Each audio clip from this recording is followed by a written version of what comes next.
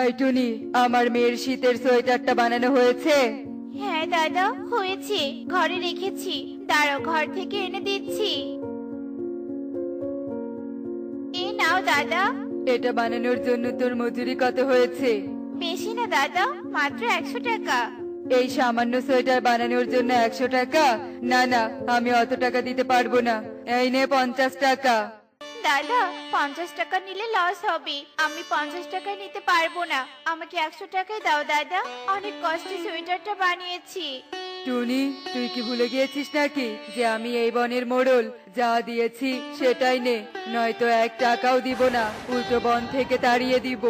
না না ইগল দাদা, এমনটা করো না। আমার ভুল হয়েছে। তোমার যত খুশি তুমি ততই মজুরি দাও। এবার লাইনে এসেছিস। ঈগল তার কথা মতো টুনিকে 50 টাকা মজুরি দিয়ে চলে যায়। ঠিক তখনই সেখানে কাকলি চলে আসে।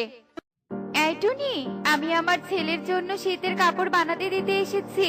তুই পারবি আমার ছেলেকে সোয়েটার, চাদর আর টুপি বানিয়ে দিতে? হ্যাঁ দিদি, পারবো। বেশ, এই নে কাপড়, বানিয়ে রাখিস, আমি কাল বিকেলে এসে নিয়ে যাব। আচ্ছা ঠিক আছে দিদি। কাকুলি সেখান থেকে চলে যায়। এভাবে বনের পাখিদের শীতের কাপড় সেলাই করে টুনি তার ছোট সংসার আর 2 মেয়েকে চালাতে থাকে।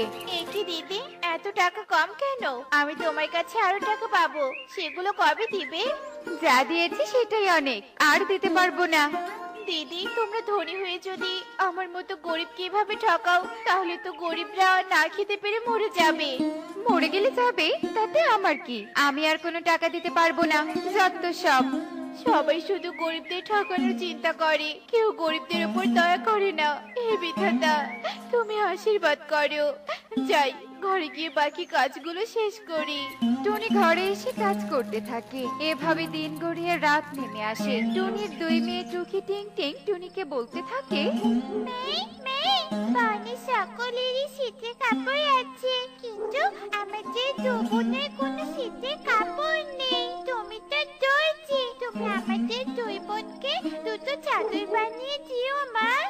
মারে, দর্জিগিরি করে যা টাকা পাই তা দিয়ে তোদের মুখে ঠিক মতো খাবার তুলে দিতে পারি না, আবার চাদর কিভাবে বানিয়ে দিব বল? বনে শীতের কাপড়ের অনেক দাম রে মা। শীতের কাপড় আমাদের মতো গরিবদের জন্য না রে মা। একি মা, তুমি কাঁদছো কেন? কেঁদো না মা, আমরা আর কখনো তোমার কাছে শীতের কাপড় চাইবো না। হ্যাঁ মা, তুমি কেঁদো না, তোমার কষ্ট আমি সহ্য করতে পারি না। আচ্ছা ঠিক আছে রে মা, আর কাঁদবো না। অনেক রাত হয়েছে, এবার শুকনো পাতাগুলো গায়ে জড়িয়ে ঘুমিয়ে পড়। আচ্ছা ঠিক আছে মা। এই বুড়ি, এই শীতের রাতে এভাবে দরজায় ঠক ঠক করছিস কেন? বাবা রে, আমি এই বনে নতুন এসেছি ভিক্ষা করতে। আমার কোনো বাড়ি নেই, তাই আজ রাতটা থাকার জন্য এসেছি। বাবা রে, আমাকে একটু তোর ঘরে আশ্রয় দিবি? বেশি না বাবা, শুধু রাতটা থেকে সকালেই চলে যাব। ভিখারির শখ কত মোড়লের বাড়িতে থাকবে? যা বুড়ি, তোর কোনো জায়গা হবে না। ঈগল বৃদ্ধাকে তাড়িয়ে দেয়। বৃদ্ধা রাতের আধারে কাঁপতে কাঁপতে টুনির বাড়িতে চলে আসে। বাড়িতে কেউ আছিস রে মা? দরজাটা একটু খুলে দে। আরে বুড়িমা, কে তুমি? এত রাতে এভাবে ডাকছো কেন? মারি, আমি ভিখারি, অন্য বন থেকে এ বনে এসেছি আজ রাতটা থাকার জন্য। আমাকে তোর বাড়িতে একটু আশ্রয় দিবি? হ্যাঁ হ্যাঁ, অবশ্যই আশ্রয় দিব। এসো বুড়িমা, ভিতরে এসো। বুড়িমা, তুমি এইখানে শুকনো পাতা জড়িয়ে শুয়ে পড়ো। মা টুনি, শুকনো পাতা কেন? কম্বল কাঁথা নেই? বুড়িমা, আমরা অনেক গরিব, কম্বল কাঁথা কেনার মতো টাকা নেই, তাই শুকনো পাতা গায়ে দেই। তোমার কি অসুবিধা হবে বুড়িমা? না রে মা, আমার কোনো অসুবিধা হবে না। আজ রাতটা এভাবেই কাটিয়ে দিতে পারবো। এই শুয়ে পড়লাম আমি। বৃদ্ধা এই বলে শুকনো পাতা গায়ে জড়িয়ে শুয়ে পড়ে। এভাবে রাত পেরিয়ে সকাল হয়ে যায়। মা টুনি, তুই অনেক ভালো। তোর মতো পাখি এ বনে আর একটাও নেই। তুই আমাকে আশ্রয় দিয়ে আমার অনেক বড় উপকার করেছিস। তোকে দেওয়ার মতো আমার কাছে কিছুই নেই আশীর্বাদ ছাড়া। তাই আশীর্বাদ করি, তুই এই মুহূর্তে ঘরে গিয়ে যে জিনিস প্রথম স্পর্শ করবি সেই জিনিসটাই তোর উন্নতির কারণ হবে। এবার তবে আসি রে মা। আচ্ছা ঠিক আছে বুড়িমা, তবে কখনো কোনো বিপদে পড়লে আবার এসো কিন্তু। যাই, ঘরে গিয়ে বিউটি দিদির মেয়ের জন্য বানানো সোয়েটারটা গুছিয়ে রাখি, কখন না কখন আবার নিতে আসে। এই বলে টুনি ঘরে প্রবেশ করে। যেই সোয়েটারে হাত দেয় ঠিক তখনই টুনির সামনে অনেকগুলো সোয়েটার প্রকট হয়। হায় হায়, এসব কি? এতগুলো সোয়েটার এভাবে কোথা থেকে প্রকট হলো? তবে কি এসব বুড়িমার আশীর্বাদের ফল? বুড়িমা, অনেক ধন্যবাদ তোমাকে আমাকে এত ভালো আশীর্বাদ করার জন্য। আমি এসব সোয়েটার বনে বিক্রি করব। যেই কথা সেই কাজ, টুনি সোয়েটারগুলো বনে বিক্রি করতে থাকে। এভাবে বেশ কিছুদিন কেটে যায়। টুনি আশীর্বাদ প্রাপ্য সোয়েটারগুলো বিক্রি করে বেশ ধনী হয়ে ওঠে। টুনির এমন পরিবর্তন দেখে একদিন ঈগল টুনির বাড়িতে আসে আর টুনিকে বলতে থাকে, কি ব্যাপারে টুনি, তুই তো অনেক গরিব ছিলি, তাহলে হঠাৎ এত ধনী হলি কি করে? তুই কি কোনো গুপ্তধন পেয়েছিস নাকি, নাকি কারো বাড়ি চুরি করেছিস? না না দাদা, এসব কিছুই নয়। এসব শুধুমাত্র বুড়িমার আশীর্বাদের ফল। বুড়িমার আশীর্বাদের ফল মানে? আমি তো কিছুই বুঝতে পারছি না, আমাকে খুলে বল তো। হ্যাঁ দাদা, বলছি সব। এরপর টনি তার সাথে ঘটে যাওয়া সমস্ত ঘটনা খুলে বলে। সব শুনে ঈগল বেশ অবাক হয়ে যায়। ওই বুড়িমাকে সেদিন রাতে তুই সাহায্য করেছিলি? হায় হায় রে, কি ভুলটাই না করলাম। সেদিন রাতে বুড়িমাকে তাড়িয়ে না দিলে আজ আমি আরো ধনী হতাম। এখন আর দেরি না করে ওই বুড়িমাকে খুঁজে বের করতেই হবে, আর আমাকেও একটা আশীর্বাদ নিতে হবে। এই ভেবে ঈগল টুনিকে কিছু না বলে বৃদ্ধা পাখিকে খোঁজার উদ্দেশ্যে উঠতে থাকে। আর কিছুক্ষণ খোঁজার পর ঈগল দেখতে পায় বৃদ্ধা পাখি একটা গাছের নিচে বসে আছে। ঈগল বৃদ্ধার সামনে চলে আসে। বুড়িমা, তুমি এখানে? আর আমি তোমাকে অনেক জায়গায় খুঁজছি। কেন রে বাবা, খুঁজছিস কেন? আবারও অপমান করে তাড়িয়ে দেওয়ার জন্য বুঝি? না বুড়িমা, ক্ষমা চাওয়ার জন্য। আমি সেদিন রাতে অনেক অন্যায় করেছি, আমাকে ক্ষমা করে দাও। আমি নিজের ভুল নিজেই বুঝতে পেরেছি। এত করে যখন ক্ষমা চাচ্ছিস, বেশ দিলাম ক্ষমা করে, এবার যা। চলে যাবো মানে? আমাকে আশীর্বাদ করে দে বুড়ি, যাতে আরো অনেক ধনী হই। হ্যাঁ হ্যাঁ বুড়িমা, না মানে বুড়িমা, আমাকেও টুনির মতো আশীর্বাদ করে দাও। আশীর্বাদ চাই তোর? যা, দিলাম আশীর্বাদ করে। তুই ঘরে গিয়ে যা স্পর্শ করবি তাই দ্বিগুণ হয়ে তোর ওপর আসবে। তোমার আর আমার দরকার নেই, আমি চললাম বুড়ি। যা রে বৎস, যা। ঈগল বৃদ্ধা পাখির কাছে বিদায় নিয়ে তার ঘরে চলে আসে। সবার আগে আমি মোহরের সিন্ধুক স্পর্শ করব, আর সেই মোহরের সিন্ধুক হয়ে যাবে দ্বিগুণ। ঈগল তার কথা মতো তার ঘরে থাকা মোহরের সিন্ধুক স্পর্শ করে, আর সাথে সাথে বৃদ্ধার আশীর্বাদের ফলে সেই মোহরের সিন্ধুক দ্বিগুণ হয়ে তার উপর চলে আসে। ওরে মারে, ওরে বাবারে, কি হলো রে? এই মোহরের সিন্ধুকগুলো যে আমাকে চাপা দিচ্ছে, আমি মরে গেলাম। বাঁচাও, ওই বুড়ি আমাকে ভুল আশীর্বাদ দিয়েছে রে। ঈগল এসব বলার সাথে সাথেই সেখানে সেই বৃদ্ধা পাখি প্রকট হয়। বৎস, তুই যেমন লোভ করেছিস আমি ঠিক তেমন তোকে লোভের শাস্তি দিয়েছি। আমি লোভ করেছি তো তোমাকে কে বলেছে? আমি লোভ করিনি, আমাকে বাঁচাও। ঈগল, আমি কোনো সাধারণ বৃদ্ধা নই, আমি অসাধারণ বৃদ্ধা। আমি সবার মনের কথা বুঝতে পারি, তাই তুই বোঝ এবার মজা। বৃদ্ধা পাখি সেখান থেকে অদৃশ্য হয়ে যায়, আর ঈগল তার লোভের শাস্তি পেতে থাকে। দেখলে তো বন্ধুরা, লোভে পাপ আর পাপে মৃত্যু। এমনই সব মজার মজার শিক্ষণীয় টুনি পাখির গল্প দেখতে আমাদের সাথেই থেকো। আর গল্পটি কেমন হয়েছে তা কমেন্টে জানাতে ভুলো না কিন্তু। Bye bye. যাক, অবশেষে এত টাকা জমাতে পারলাম। এখন এই টাকাগুলো দিয়ে সুন্দর করে একটা বাড়ি বানাবো। ঠান্ডায় এই ভাঙা বাড়িতে থাকতে যেয়ে খুব কষ্ট হয়ে গেছে। তুমি বাড়ি বানাবে? কি মজা কি মজা! আমরা নতুন বাড়িতে থাকবো। কিন্তু মা, তুমি কিরকম বাড়ি বানাবে? সেটাই তো ভাবছি রে মা। আলাদা করে দোকান দেওয়ার মতো টাকা নেই। ঘরটা এবার একটু বড় করে দিব, যেন ঘরে থাকাও যায় আবার ব্যবসাটাও হয়। তাহলে মা, তুমি একটা কেকের ডিজাইনে বাড়ি বানাও। তাহলে এতে করে আমরা সে বাড়িতে থাকতেও পারবো, আর বাড়ি থেকে সবাই বুঝে যাবে যে তুমি কেক বানাও। বাহ, কথাটা কিন্তু তুই চমৎকার বলেছিস। এই ঠান্ডায় কেকের বাড়ি হবে আমাদের, আর অন্যদের থেকেও আলাদা। আমি এক্ষুনি কবুতর দাদার বাড়িতে যাচ্ছি, তাকে দিয়ে আমার বাড়িটা বানাবো। আরে টনি, তুই এখানে? কোনো কি দরকার নাকি? হ্যাঁ কবুতর দাদা, আসলে তুমি তো অনেক সুন্দর বাড়ি বানাতে পারো। আমাকে একটা কেকের ডিজাইন করে বাড়ি বানিয়ে দিবে? টাকা নিয়ে কোনো চিন্তা করো না। আচ্ছা ঠিক আছে, আমি তোকে বানিয়ে দিব তোর কেকের বাড়ি। চল তাহলে কাজে লেগে পড়ি। আর এভাবে বেশ কিছুদিন কেটে গেলে বনে তুষারপাত হতে শুরু করে, আর এদিকে টুনির কেকের বাড়ির বানানো সম্পূর্ণ হয়ে যায়। টোনা মারা যাওয়ার পর টুনি একা একাই কত কিছু করলো, আর বাড়িও বানিয়ে ফেললো, আর এদিকে আমরা কিছুই করতে পারলাম না। এসব ভেবে এখন আর কি হবে রে কালু? তবে তুই কি চাস ওই কেকের বাড়িতে থাকতে আর বসে বসে দিন কাটাতে? বসে বসে দিন কাটাতে কে না চায় বলো?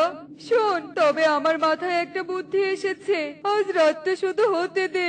আহ, আহ, আহ, আহ, আহ। ভাই, কেক খেতে তো ভালোই মজা মা। তুই ঠিকই বলেছিস মা, আর আমাদের বাড়িটাও দেখতে অনেক সুন্দর হয়েছে। ওরে বাবারে, কি ঠান্ডা! আমার তো মনে হচ্ছে আজই আমার শেষ রাত হবে। ওরে বাবারে! কালু রে, ধীরে ধীরে তো আরো তুষারপাত বেড়েই চলছে। আমার তো কোথাও যাওয়ার জায়গাও নেই রে কালু। মা, তুমি কি কোনো আওয়াজ পাচ্ছ? আমার কেন জানি মনে হচ্ছে আমাদের দরজার সামনে দাঁড়িয়ে কেউ কথা বলছে। আরে তাই তো, কিন্তু এত ঠান্ডায় বাইরে কে থাকবে? তুই থাক মা, আমি এক্ষুনি দেখে আসছি। আরে তোতা দাদা, কালু দাদা, তোমরা এই ঠান্ডায়? উহু, টনি, আসলে এই ঠান্ডায় আমাদের থাকার মতো কোনো জায়গা নেই। আমাদের একটু তোর বাড়িতে আশ্রয় দে। এখন কি করি? এদের সাহায্য না করলেও যে থাকতে পারছি না। এরা তো ঠান্ডায় বাইরে থাকলে মরে যাবে। দে না টনি, আমাদের একটু আশ্রয় দে। আচ্ছা ঠিক আছে, তোমরা আমার বাড়িতে এসো। এরপর টনি তাদের আশ্রয় দিলে তারা টুনির বাড়িতে থাকতে শুরু করে, আর এভাবে বেশ কিছুদিন কেটে গেলেও তাদের টুনির বাড়ি থেকে বের হওয়ার কোনো নামই নেই। তাই এবার টুনি একটু বেশি বিরক্ত হয়ে যায়। বাহ, এই স্ট্রবেরি গুলো তো কত সুন্দর পেকেছে। টুকি কবে থেকে স্ট্রবেরি খেতে চেয়েছিল, আর এদিকে সুখী আর ইগলি দিদিও স্ট্রবেরি কেক নিতে চেয়েছিল। এগুলো নিয়ে বাড়িতে যাই। ধর, বাড়িতে গেলেই মনটা খারাপ হয়ে যায়। এই তোতা দাদাকে আর কালু দাদাকে বাড়িতে আশ্রয় দিয়ে আমি অনেক বড় ভুল করেছিলাম। বাড়ি থেকে যাওয়ার কোনো নামই নেই। মা, স্ট্রবেরি গুলো খেতে তো অনেক মিষ্টি। আরে বাহ, লাল লাল স্ট্রবেরি আমাদেরও একটু খেতে দে না টুনি। না কালু দাদা, এগুলো আমার লাগবে। আর তোমরা কবেই বাড়ি ছেড়ে চলে যাবে বলো তো? আমি তোমাদের আর এখানে বসিয়ে বসিয়ে খাওয়াতে পারবো না। তোমরা আমার বাড়ি ছেড়ে চলে যাও। আর একটা দিন সময় দে না রে টুনি, এখন হুট করে কোথায় যাব আমরা? অত কিছু জানি না আমি। তোমরা কথা না বাড়িয়ে এক্ষুনি আমার বাড়ি ছেড়ে চলে যাও তো। এরপর কালু ও তোতা টুনির কথা মতো তার বাড়ি থেকে বেরিয়ে যায়, আর তোতা যেন টুনির অপমানের কথা ভুলতেই পারছিল না। ওই টুনি এভাবে আমাদের অপমান করলো? ও এভাবে অপমান না করলেও পারতো। না না, এই অপমানের প্রতিশোধ আমি নিবই নিব। কালু, তুই কি আমার সাথে থাকবি? এমনিতেও আমার মাথায় দারুণ একটা বুদ্ধি এসেছে। ছোট বিষয়টাকে এভাবে বড় করছো কেন? টুনি তো ঠিক কাজই করেছে। ওর বাড়িতে আমরা এতদিন ছিলাম, ওর তো বিরক্ত হওয়ারই কথা। আমি আর এসবের মধ্যে নেই। ওর ক্ষতি করতে গিয়ে পরে যদি আমাদেরই কোনো ক্ষতি হয়ে যায়। আরে শোন তো, ভীতু কোথাকার চলেই গেল, তাতে কি? আমি একাই ওই টুনিকে উচিত শিক্ষা দিব। হা, হা, হা, হা, হা। সর্বনাশ! এ কি সর্বনাশ হলো! আমার এই কেকগুলো কিভাবে ভেঙে গেল আর এই কেকগুলো কিভাবে খেলো? টুকি, এই টুকি, কোথায় তুই? তুই কি এই কেকগুলো খেয়েছিস? না মা, আমি তো এই কেকগুলো খাইনি। এই কেক দুটো আমি সুখী আর ইগলি দিদির জন্য বানিয়েছিলাম, আর আমি ওদের কি জবাব দিব এখন? কেক নষ্ট দেখে টুনি চিন্তায় পড়ে যায়, আর ঠিক তখনই সেখানে ইগলি আর সুখী চলে আসে আর টুনিকে বাইরে থেকে ডাকতে থাকে। এরি, যেখানে পাখির ভয় সেখানে সন্ধ্যা হয়। এরা তো চলে এসেছে। না না, এদের কিছু একটা বলে বিদায় করতে হবে। কিরে টুনি, আমাদের কেকগুলো কোথায়? কেকগুলো এনে দে। এ মানে ইগলি দিদি, সুখী দিদি, আজ কেকটা না নিলে হয় না। আসলে আমার শরীরটা ভালো ছিল না তো, তাই আর কি বানাতে পারিনি। সে কি কথা টুনি, আমার ছানার যে আজকেই জন্মদিন, কেক না নিয়ে গেলে ছানা যে কান্না করবে। আজ কেকটা না হয় অন্য দোকান থেকে কিনে নাও তোমরা। এই ভাঙা কেকগুলো ফেলে দিলে যে নষ্ট হবে, তার চেয়ে বরং আমি এগুলো বনের গরিবদের মাঝে দিয়ে আসি। ইঁদুর দাদা, এই নাও, এই কেকটুকু খেয়ে নাও। আসলে কেকটা ভেঙে গিয়েছিল তো, তাই ভাবলাম ফেলে না দিয়ে তোমাদের দিয়ে যাই। আরে বাহ, কতদিন থেকে কেক খেতে মন চাইছিল রে টুনি, তোকে অনেক ধন্যবাদ। তাই নাকি ইঁদুর দাদা? নাও নাও, এটুকুও খেয়ে নাও। আমি তোমাকে কাল না হয় একটা ভালো কেক দিয়ে যাবো, কেমন? এ কথা বলে টুনি সেখান থেকে বাকি কেকটুকু নিয়ে সোজা খরগোশের কাছে চলে যায়। আর খরগোশ তাকে কেক আনতে দেখে অবাক হয়ে যায় আর মনে মনে আফসোস করতে থাকে। একই টুনি, তুই আমার জন্য কেক এনেছিস? তুই আমাকে ক্ষমা করে দিস রে টুনি, ক্ষমা করে দিস। আরে খরগোশ দাদা, তুমি কেন ক্ষমা চাইছো? আমি তো কিছুই বুঝতে পারছি না, কি হয়েছে তোমার? আসলে তোর এই কেকগুলো আমি ভেঙে দিয়েছি। কি বলছো কি খরগোশ দাদা? তুমি কেন আমার এত বড় ক্ষতি করলে? তোমার সাথে তো আমার কোনো শত্রুতা ছিল না। আসলে টুনি, আমাকে তোতা বলেছিল, আমি তোতার কথা শুনে এসব করেছি।